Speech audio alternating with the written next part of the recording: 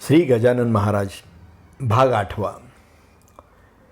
शेगावच्याच प्रख्यात असलेले पाटील घराणे हे मूळचे नागझरीचे. खंडेराव पाटील गोमाजीच्या सेवेत आपला काळ घालवीत, पण त्यांची चित्त तिथे लागेना.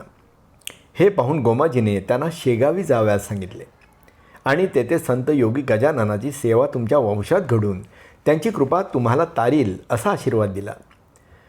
त्याचप्रमाणे कोकाजी व कडताजी हे दोघे भाऊ शेगावचे रहिवासी झाले आणि बंकटाच्या घरून मारुतीच्या पारावर संत आल्यावर त्या गजानन संताची योग्य सेवा करण्यात निमग्न झाले. त्या संताला घरी नेऊन मनोभावे सेवा करू लागले. गजाननाचे त्याचेवर प्रेम वाढू लागले. पैसा भरपूर मिळू लागला. मानपान पाटीलकीची जमीनदारीपणाची आता पूर्णपणे संतांमुळे जबाबदारी पाळण्याची शक्ती त्यांच्यात आली होती. संतांच्या म्हणण्याच्या पलीकडे ते कधीच वागत नव्हते. कडताजीला संत कृपेने 6 मुलं झाली आणि कुकाजीला मात्र संतान नव्हते. सेवा करता करता एकाएकी कडताजी स्वर्गवासी झाले आणि त्याची ती 6 मुले आता कुकाजी सांभाळू लागले. 6ही मुले एकाहून एक दमदार होते. आखाडा, व्यायाम, भरपूर मेहनत, त्यामुळे त्यांचा दरारा सर्व शेगावात होता. ह्या सर्वांनी संताला ओळखले नाही. ते नेहमी म्हणत, हा वेडपट खातो बसतो, गावात फिरतो, ह्याला सांभाळून काय मिळणार.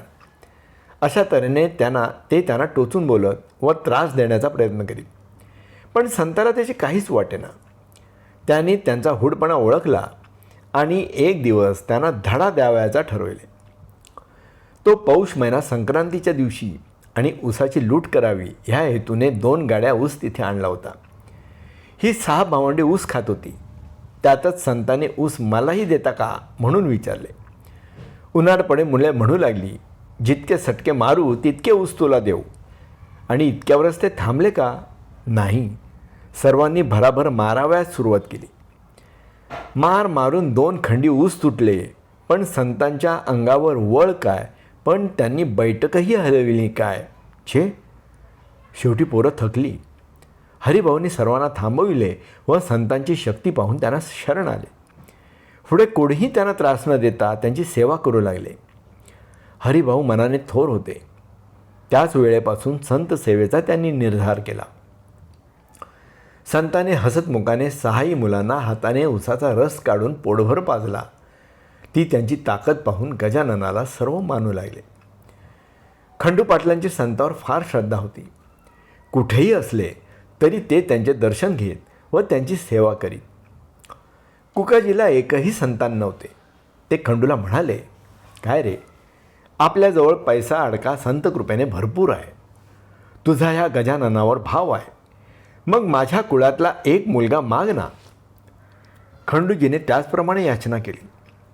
संताला नवल वाटले. 6 मुले भावाची असता हा स्वतःला मुलगा मागतो. ठीक आहे, भक्तांची इच्छा पुरवलीच पाहिजे. संत खंडूला म्हणाले, मुलगा झाला तर स्मरणार्थ दरवर्षी तू आमरसाचे जेवण देत असशील तर आम्ही तुला मुलगाच देऊ. आणि खरोखरच त्यांना मुलगा झाला. त्यांचे नाव संताने भिक्या ठेवले. त्या वर्षी ब्राह्मणांना त्याने रसाचे भोजन दिले. 12 वर्ष सतत हा क्रम तेथे चालू होता. हा पाटील घराण्याचा उत्कर्ष देशमुखांना सहन झाला नाही. पण संतांचे पाठबळ खंडूजीला असल्यामुळे ते सत्यतेने वागत. ते संत आज्ञेबाहेर कधी जात नसत. पण एकदा देशमुख पार्टीचा जागल्या अपशब्द बोलू लागताच अचानक हातच्या काठीचा पाटलाने वार केला. त्याचबरोबर जागल्याच्या हाताला इजा झाली. देशमुखाने त्या गोष्टीला महत्त्व आणून पाटलाला घाबरवून सोडले. त्यातच पंढरीला कुकाजी पाटील गेले असता त्यांना तेथे देवाज्ञा झाली. ह्या सर्व प्रकाराचा फायदा घेऊन देशमुखाने हातकडी घालून पाटलाला तारखेवर हजर करण्याचा वॉरंट अधिकाऱ्यांमार्फत आणला. नावाला आता बट्टा लागणार म्हणून खंडू निराश झाले व धावतच संतांकडे आले. पाय धरले. संताने त्यांना समजावले. रागे भरून त्याला जवळ केले. कायदा हाती घेतला. भोगाला का भीता. तरी पण काही वाईट झाले नाही. विश्वासाने संतांच्या शब्दावर ते कोर्टात गेले. विजय पाटलाचा झाला. नंतर संताने दोघांनाही समजुतीच्या गोष्टी सांगून आपापसात न भांडण्याबद्दल बजावले. संताला सर्वांनी मान दिला तेव्हा गावात शांतता वरवर का होईना पण दिसू लागली. बाळापूरच्या पुतळाबाई व बाळाभाऊच्या घरचा समर्थ दर्शनाचा तो प्रकार पाहताच काही रिकाम टेकडे असलेले लोक समर्थ दरबारात जाऊ लागले. कोणी विचारपूस केली तर गजानन बाबा पावले, आमचे काम झाले म्हणून आम्ही नवस फेडावयास आलो असे छाती ठोकपणे सांगत. संताला त्या लोकांबद्दल कीव येई पण ते बोलत नसत, नुसते त्यांच्याकडे पाहत. पण त्यालाही भीक न घालणारे काही निगरगट्ट भक्त प्रसादाच्या लाभास्तव समर्थांच्या जवळ धरणेच देऊन बसत. बाळापूरचे 2 भक्त असेच आपल्या उपरण्यात नुसती गाठ पाडून पंगतीचा आस्वाद घेत 15 दिवस पडले होते. समर्थाने त्यांना बोलावले आणि सर्वांसमक्ष त्यांची हजेरी घेतली. नवस करून का उगाच मला बदनाम करता? मनात काही करायचे नसते पण डांगोरा मिरवायची हौस. असे उडान टप्पून नवस घेऊन का इथे दाटी करता? मी कोणत्या गोष्टीला सहमत झालो? असा उगाच बोज होऊन नवस करू नका. लक्षात ठेवा त्याचे फळ भोगाल. आणि मग मात्र ते थांबले नाही. समर्थाने ओळखून हुडकून आपल्या मारलेल्या ताशेऱ्यांना पाहून ते समजले जे गेले ते पुन्हा ते आलेच नाही. अशानं वचक बसला. अशीच एक कसबीण मनात नवस करून आले. तिने तो फेडला. जातेवेळी महाराज म्हणाले, बाई उगाच भलत्या मार्गाकडे वळण्याचा नवस का करते? हा तुझा सुंदर देह, चेहरा 4 दिवसाचा, काहीतरी कर्म करून पोटात दाणे भरण्यात काय मौज? ज्यांनी जन्म दिला त्याची आठवण ठेव, सरळ वाग, काही कमी पडणार नाही. खरोखरच ती बाई नंतर ठराविक वेळ देवधर्मातच घालवू लागली. आज तिचे नातलग अमरावतीला नांदत आहे. विश्वास, श्रद्धा, त्याचबरोबर मनोनिग्रह व सेवा आणि आचरण याने अशक्य ते शक्य झालेल्या महाराजांनी भक्तांच्या प्रत्यक्ष अनुभवाने पटवून दिलं. कारंजा गाव हे वराडात आहे. तेथे त्रयमूर्ती दत्तात्रयांची अवतारभूमी म्हणून ख्याती आहे. तेथे लक्ष्मणराव घुडे नावाचा धनिक आपल्या पत्नीसह नांदत होता. विश्वाची संपत्ती असलेला धनिक, पण त्याच्या पोटाच्या व्यथेने तो नेहमी कष्टी असे.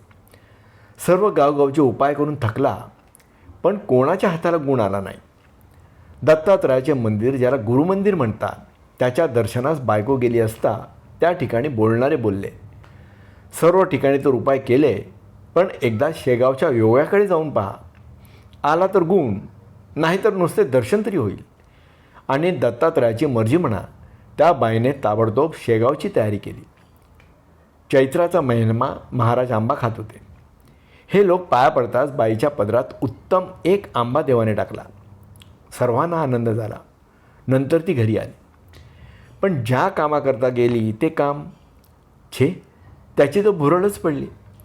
माझेच दैवहीन म्हणून तो आंबा बाईने शिंक्यावर ठेवला. ठराविक डॉक्टर तपावयास आले. तपासून ते जाऊ लागले. त्यांनी तो आंबा पाहिला आणि हा आंबा खाऊ नका, तुमच्या रोगाला आंबा विषारी ठरेल. आंबा विषारी, प्रसाद असताना त्याचे विष घेऊनच जन्माचा त्याग करावा. त्यांनी तो आंबा सर्वांच्या नजरेत न येता खाऊन टाकला. संध्याकाळी पोट दुखू लागले. बाई घाबरली. शिंक्यावर आंबा दिसला नाही. मनात धस्स झाले. गजाननाचा प्रसाद आंबा माझ्या करता का विष होणार? समर्था दत्तात्रया, तुझ्या दरबारात तू मला संताच्या दर्शनात जाण्याची सूचना दिली. विश्वासाने मी संताच्या पुढे पदर पसरला, तो ह्या करता का? ठीक आहे, विश्वासाने दर्शनाचे हे फळ असेल तर मी सर्वांना टाहो फोडून सांगेन. आणि ह्याच वेळात त्याला परसाकडे काळ्या, हिरव्या, निळ्या रंगाच्या क्षणाक्षणाने होऊ लागले. 1 तासात त्याचे पोट खाली झाले. ग्लानीमुळे तो झोपी गेला. बाई घाबरली. डॉक्टरला बोलावून तपासण्यास सांगितलं. डॉक्टर समोर बाई घाबरून आकांड तांडव करू लागल्या. तपासण्यात डॉक्टर गुंग होते. आटोक्याबाहेरचा रोग, पण त्याचे थोडे चिन्हही शिल्लक नव्हते. तब्येत त्यांना अगदी बरी झालेली दिसत होती. ह्यांना कोणतं औषध दिलं? ह्यांची तब्येत तर उत्तम आहे. ह्यांना कोणतीच व्यथा असेल असं वाटत नाही. नवल काय, त्याच वेळी लक्ष्मणराव जागे झाले व मला चहा देता का, भूक लागली म्हणून म्हणाले. डॉक्टरांनी आपल्या उभ्या आयुष्यात असा अनुभव पाहिला नव्हता. झालेली सर्व हकीकत कळताच त्या गजाननाला सर्वांनी नमस्कार केला. संत कोणतेही असोत ते कल्याणच करतात, पण त्यांच्या शब्दावर विश्वास पाहिजे हे यावरून आपल्या लक्षात आलेच असेल. हेच वैशिष्ट्य आज शेगावचे वैभव सर्वत्र वाढवित आहे. धन्य तो योगी, धन्य ते गाव.